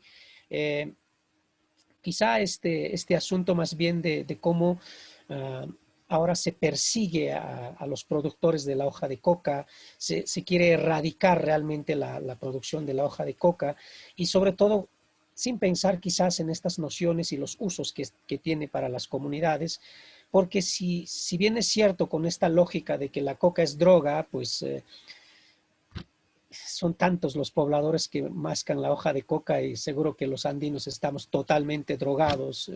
Y no sé, eso es lo que se hace ver, que la coca está siempre en este sentido. Otra cosa es que se haga mal uso de la hoja de coca y se haga un uso, como decía Sandra, ¿no? Como aprovechamiento para los capitalistas que se mueven en estos negocios turbios, podríamos decir.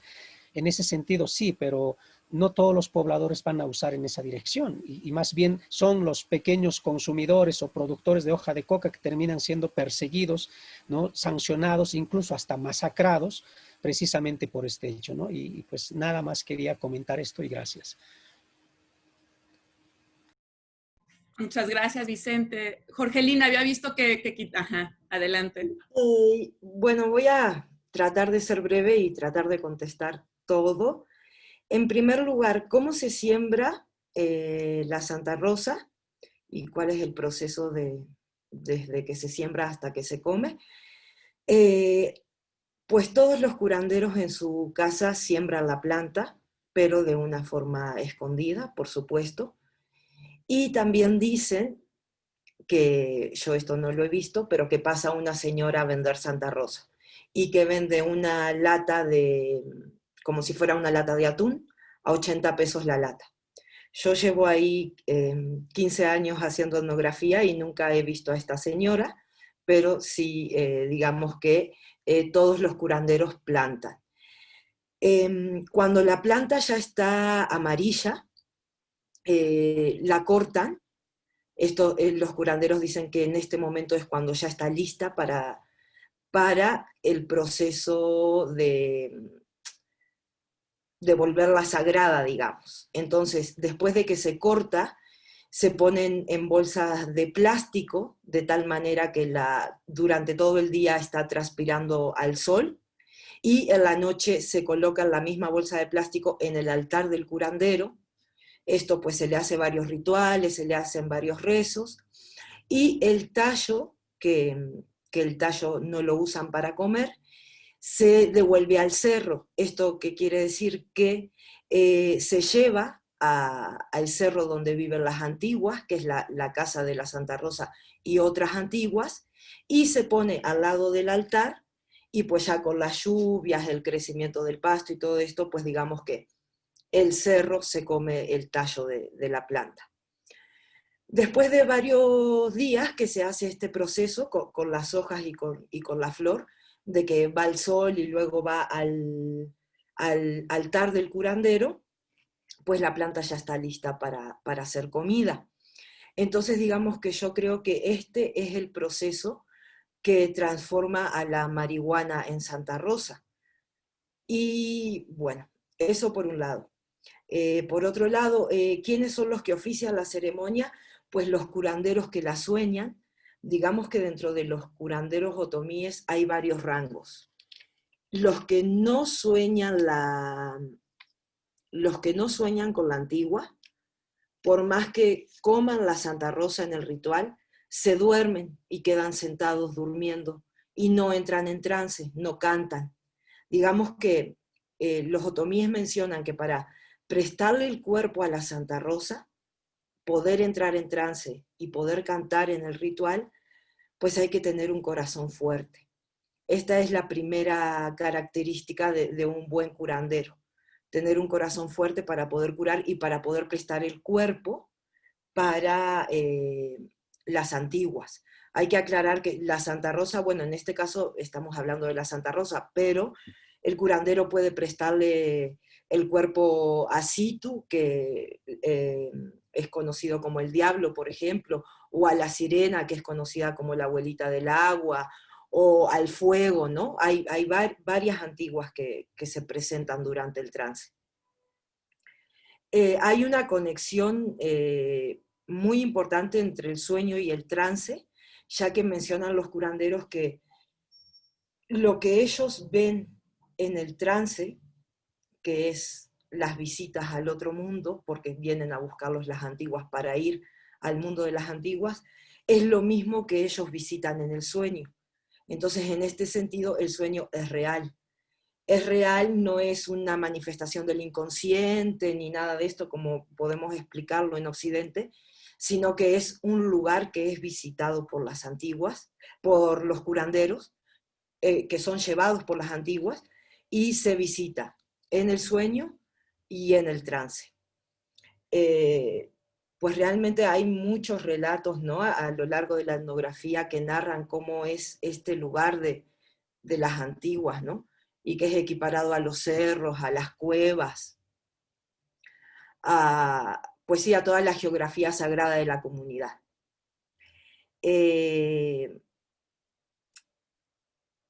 Pues hay que agregar también que las enfermedades que cura esta planta, las enfermedades que cura la Santa Rosa, son enfermedades culturales, pues el mal de ojo, el mal aire, el espanto, la locura también, pero la locura tiene otra connotación.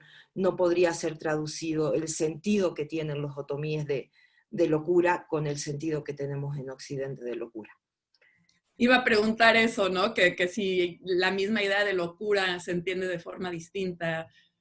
Sí, no, para los otomíes la locura es algo que se puede adquirir por brujería, o sea, te la envían, no es un padecimiento interno, digamos, que sino la causa es externa.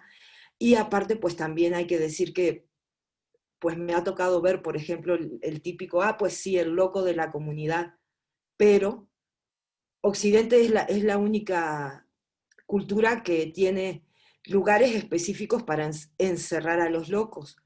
En la comunidad otomí, los locos son funcionales, están conectados a la comunidad, tienen tareas, no están ahí como fuera, ni tienen por qué ser encerrados. De hecho, el trabajo del curandero, en un principio, en los sueños iniciáticos, es confundido con locura, hasta que el curandero empieza a curar y la comunidad dice, no está loco, es curandero. Pero no hay esta estigmatización hacia la locura que tenemos en Occidente. No. En cuanto a cuáles son los desafíos de la Santa Rosa en la despenalización, pues yo creo que sería muy importante entender que es un uso cultural y no, digamos, las cantidades de usos en el ritual hasta tendrían que ser también obviadas por la ley, porque pues no pertenece a esta ley que nos están diciendo que son los 28 gramos o los tantos gramos, o sea, eso en un uso ritual no se puede medir. Entonces yo creo que cada curandero o tendría que tener un permiso de cultivo y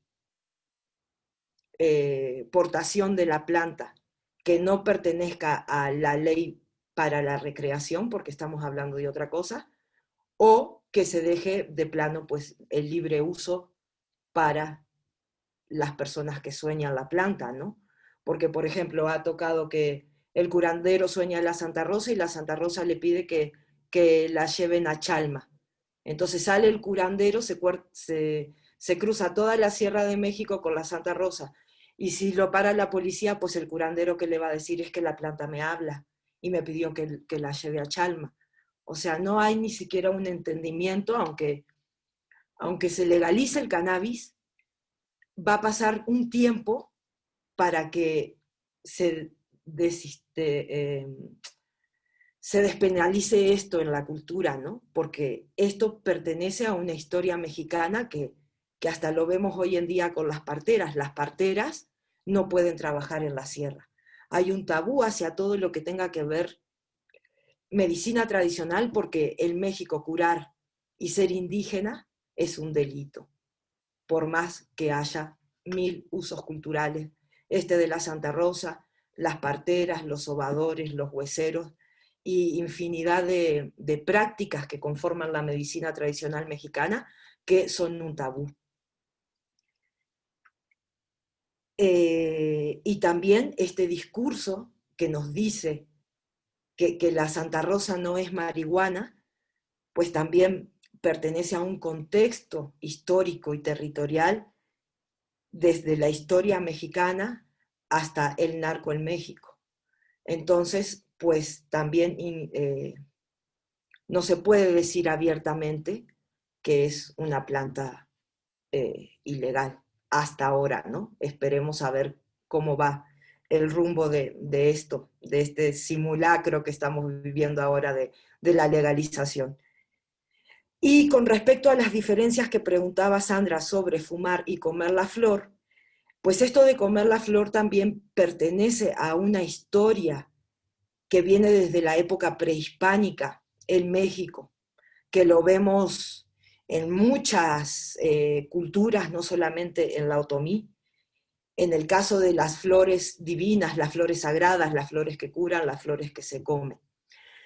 Yo he querido preguntar, bueno, no he querido preguntar, he preguntado durante años cómo llegó la Santa Rosa al mundo otomí, desde cuándo se empezó a usar la planta en este contexto ritual que es prehispánico, porque el costumbre pues se viene haciendo desde la época prehispánica. Y no hay una respuesta. No hay una respuesta por parte de ellos, digamos, la respuesta es así porque mi abuelito lo hacía y el abuelito de mi abuelito lo hacía y siempre se hizo así. Pero no hay un dato etnográfico que diga, en el comienzo por esto se empezó a usar. Hay otras interpretaciones antropológicas que dicen que en la época prehispánica quizás se usaba la datura entre los otomíes de este ritual, o quizás también el peyote, y después en la colonia fue cambiado a cannabis, porque también los otomíes pues eran más norteños, digamos, también ellos tienen una migración hasta el centro de México. Espero haber contestado todo y bueno, si no, ahorita. No, súper bien. Es que da para mucho, para mucho. Ligia, no sé si quieras tú también añadir unos comentarios, unas respuestas. Sí, creo que tenemos poco tiempo, ¿verdad? 10 minutos. Ok. Muchas gracias por las preguntas y los comentarios. Me encantó, también las ponencias me encantaron. Bueno, esta cuestión de la producción de rapé, hay muchos tipos de rapé y bueno, entre los Yawanawá, yo solamente observé una ocasión, incluso puse algunas fotos en mi ponencia, en el que el chico que hacía rapé es el hijo de una pajé, de una chamán de la aldea Mutum, y me dijo que incluso puede comprar el tabaco en la ciudad, no necesariamente es sembrado, pero sí siembran tabaco, y hay varios tipos distintos de árboles que se pueden usar. Hay otros artículos, hay un artículo de Aline Ferreira, donde ella especifica los diferentes nombres que se utilizan.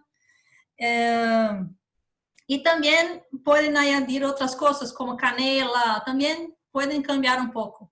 Y entonces se convirtió en un producto, ¿no? Creo que algo interesante es que se convirtió en objeto de venta en las ciudades. Entonces, hay yawanawás que venden, incluso le envían por correo para los ayahuasqueros urbanos. Y hay otras personas que lo aprendieron y lo hacen. Entonces, no indígenas, ayahuasqueros que emprenden a hacer rapé, lo hacen en las ciudades y también lo venden. Entonces, el rapé que se vende en las iglesias de Santo Daime no son solamente de los Yawanawá, hay de otros pueblos indígenas, como los de los Juniquín, Ashaninka y otros, pero también hay los rapés que son hechos por no indígenas, que ya son hechos en las ciudades. E incluso hay rapés que son vendidos en la internet, a veces en grupos de WhatsApp también se venden, empiezan a inventar algunas cosas, o sea, hay otras transformaciones para hacerlo más interesante, o sea, lo asocian a un animal, ya empiezan o sea, crear otras cosas para la diferenciación, ¿no? Para estar interesante para la compra del producto. Mercadotecnia, pues. Sí, exacto. Y bueno, esta cuestión de la terapeutización que ustedes hablaron, es interesante porque, bueno, el dirigente de la iglesia donde hice trabajo de campo es psicólogo, entonces, y también estamos en la ciudad, entonces hay varias concepciones de qué es terapia, y realmente el uso de rapé y ese grupo que mencioné, y Sandra Goulart dijo, ¿no? El grupo Santas Dietas, empezó con una concepción para crear nuevos controles del uso de rapé, pero tenía una concepción interesante, como si fuera casi como un grupo de tratamiento de dependientes. Entonces, y haciendo traducciones en relación a las dietas Yawanawá, que son cuestiones que no hablé aquí, pero las dietas Yawanawá como una forma de producción de saberes Yawanawá empiezan a ser traducidas. Entonces, por ejemplo, en este grupo Santas Dietas, a lo largo de los 5 días de la semana no se podía comer azúcar, que es algo que no se come a lo largo de las dietas de los Yawanawá, cuando hacen dietas de otras plantas, como del mucá, por ejemplo. Entonces empiezan a tener otras concepciones, ¿no? de terapeutización. El propio azúcar se convierte en algo que causa dependencia. Y el uso del propio rapé también puede ser algo que causa dependencia. Entonces se crea esa regla para no se consumir a lo largo de la semana y solo consumirlo en los fines de semana cuando hay trabajos, ¿no? Y es interesante estas diferencias, como dicen, ¿no? Estas diferencias ontológicas y epistemológicas, ¿no? de lo respecto a la cura. Porque, por ejemplo, para los Yawanawá, cuando usan el rapé para curar, es como inserir en el cuerpo de la persona un espíritu, y no solo el espíritu del rapé, pero otros espíritus de la floresta. La persona va a poner su intención para que vengan otros espíritus y que va a producir como una guerra entre espíritus y la transformación corporal. Entonces es una concepción bien diferente de lo que los daimistas están pensando, así veo, ¿no? Pero hay tránsitos ahí, hay, ¿cómo se dice? Transformaciones en los dos lados, ¿no? O sea, los Yawanawá también terminan por ser influenciados y reinterpretar las prácticas de los daimistas. Bueno, yo creo que es eso. Muchas gracias a todos. Muchísimas gracias, Ligia. Pues no sé, todavía tenemos 3 minutos. No sé si hay algún comentario, alguna pregunta adicional. Juan, que estuviste en la primera sesión y aquí nos sigues acompañando. Si no... Yo quería hacer rápidamente una pregunta a Jorgelina y a Vicente, porque ellos no hablaron nada respecto de turismo chamánico. Entonces, ¿no existe eso de los blancos que van ahí a hacer trabajos espirituales, o cómo es esa situación? ¿Dónde están los blancos? Para el caso otomí de la Sierra de Puebla, porque hay que aclarar que en México hay más de 5 o 6 estados en donde es habitado por los otomíes, hay muchos tipos de otomíes, pero para los otomíes de la Sierra de Puebla aún no han llegado a ese punto. O sea, no hay turistas que lleguen a pedir un ritual de la Santa Rosa todavía. No quiere decir que en este futuro inmediato globalizado no pase, pero hasta ahora no hay. Sí hay, digamos, no sé, que llaman al curandero otomí para la Ciudad de México para curar tal enfermedad, pero no todavía como un aspecto New Age o de turismo chamánico, todavía ahí no se da. Yo solo quería agradecerles a todos, disculpen que estuve con la cámara apagada y hago una intervencioncita y ya sigo, porque una de las cosas que tiene esto del ala virtual es que, claro, no interrumpimos nuestras vidas para el Congreso, entonces todo continúa y me gustaron muchísimo las ponencias, los escuché, pero en el medio tuve que manejar hasta la facultad donde estoy ahora empezando una reunión y les estaba diciendo que tenía que salir. Entonces, nada, les agradezco muchísimo, fueron ponencias súper interesantes que me dejan pensando cosas que no las digo ahora porque entro a una reunión, pero que seguro que mañana van a volver a aparecer en las discusiones. Así que muchísimas gracias y bueno, y seguimos.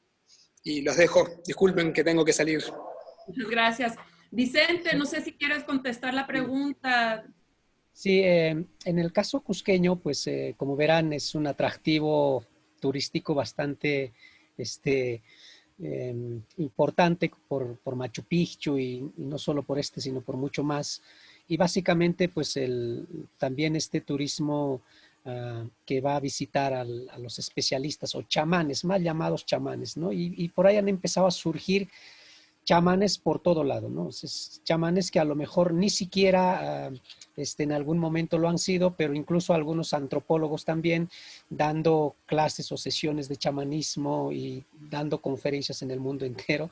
Esto es muy común, ¿no? Es algo que ha empezado a surgir y que sí tiene mucho que ver también con cómo de alguna otra manera se reinventan también estas prácticas y se sacan de ese escenario quizás más indígena, por decirlo, y que pues luego se reinventan ya como más urbano y especialistas que a lo mejor no conocen estas relaciones importantes que tienen para los especialistas opacos, como se los suele llamar en las comunidades, pues pueden reinventar estas prácticas, ¿no? Y mostrarles para el turismo y etcétera. Y de hecho que algunos hoteles, por ejemplo, contratan ya a ciertas personas que van a atender, por ejemplo, a estos especialistas haciendo estos rituales para la Pachamama y etcétera, ¿no? Y pues algunos tomando en serio, otros simplemente como una práctica quizá de teatralización.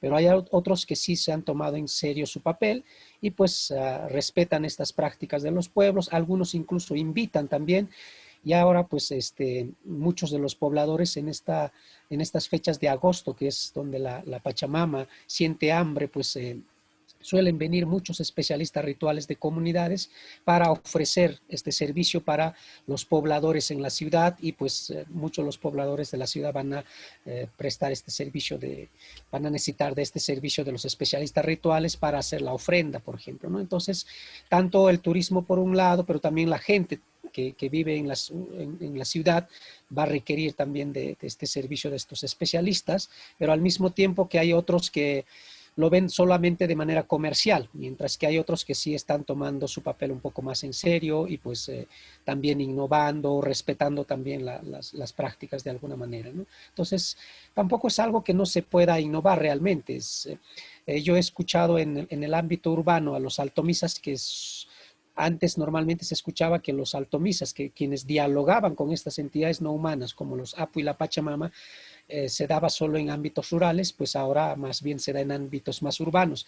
Incluso pueden ser capaces de comunicarse a través del teléfono. O sea, estamos hablando de que el Apu y la Pachamama se pueden comunicar con los especialistas rituales por llamadas telefónicas. Son los que van a pedir también a través de los sueños, como decía Jorgelina, a través de los sueños, cómo se van a enterar de qué es lo que necesita, con qué les van a alimentar, ¿no? Entonces, se va innovando también las ofrendas que se hacen. Entonces, a través de los sueños se sabe qué está pidiendo la tierra, qué está pidiendo los Apu, ¿no?